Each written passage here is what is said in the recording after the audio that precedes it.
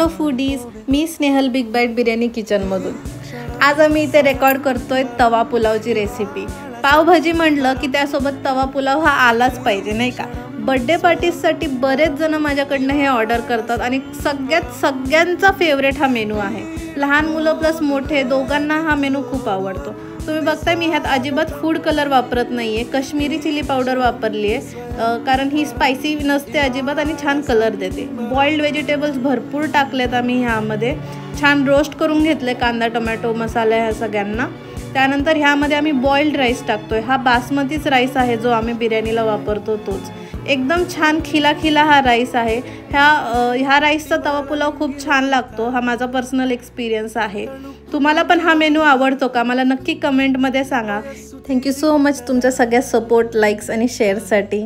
तुम्ही हा व्हिडिओ कुठून बघताय मला नक्की सांगा। Thank you all.